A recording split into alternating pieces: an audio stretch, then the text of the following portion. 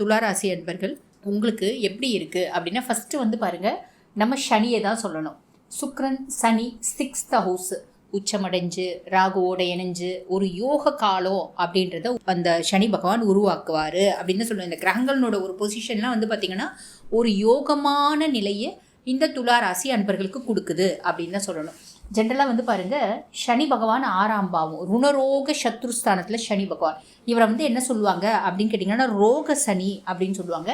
இந்த ரோக சனி நான் ஆல்ரெடி சொன்ன மாதிரி உச்சமடைஞ்சு ராகுவோட இணைஞ்சு இதனால் என்ன ஆகுதுன்னா எல்லாத்துலேயுமே ஒரு ப்ளஸ் அப்படின்றது வருங்க. எல்லாத்துலேயுமே ஒரு பாசிட்டிவிட்டியை நோக்கி போகுது அப்படின்னு சொல்லணும். சனியினோட பார்வை 3ஆம் பாவம் இளைய சகோதர தைரியஸ்தானத்தை சனி பகவான் பார்க்குறாரு. அப்போ நம்மளுக்குள்ள ஒரு உத்வேகம் வரும், நம்மளுக்குள்ள ஒரு தைரியம் வரும், நம்மளால முடியும், நம்ம செய்வோம், நம்ம சாதிப்போம். பொதுவாக நீங்கள் அப்படி தான் நினைப்பீங்க.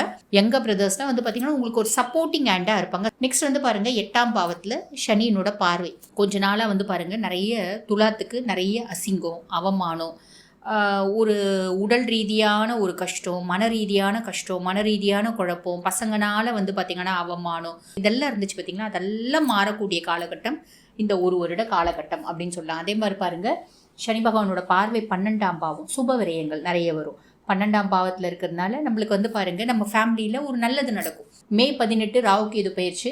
இந்த ராகுகேது பயிற்சி வந்து பார்த்திங்கன்னா ரொம்ப ஃபேவராக இருக்குங்க உங்களுக்கு. ஏன்னா ராகு கும்பம் 5th ஹவுஸ் உங்களுக்கு, கேது வந்து பாருங்கள் 11th ஹவுஸ், சிம்மத்தில் போகிறது உங்களுக்கு 11th ஹவுஸ். அப்போ ராகு கும்பத்தில் 5ஆம் பாவத்தில் போகிறதுனால என்ன ஆகும்னா பூர்வ புண்ணியஸ்தானம் புத்திரஸ்தானம்.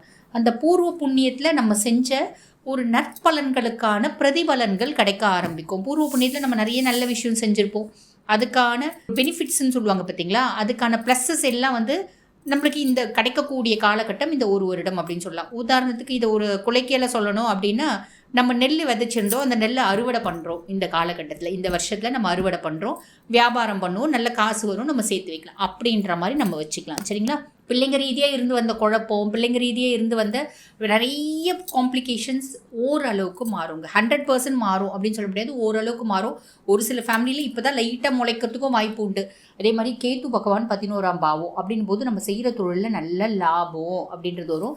குரு பகவான் வந்து பாருங்கள் மே 14th வந்து பயிற்சி ஆகிறாரு. அவர் வந்து பாகிஸ்தானத்தில் குரு இருக்கார். பாகிஸ்தான குரு, அவரோட பார்வை எல்லாம் வந்து பார்த்திங்கன்னா நம்மளுக்கு நல்ல வசதி, வாய்ப்பு, சந்தர்ப்பம், சூழ்நிலை எல்லாத்தையும் குரு பகவான் ஏற்படுத்தி கொடுப்பார். கேத்து பகவான் ஏற்படுத்தி கொடுப்பார். சனி வந்து கெடுக்க மாட்டார், சனியும் ஏற்படுத்தி கொடுப்பார்.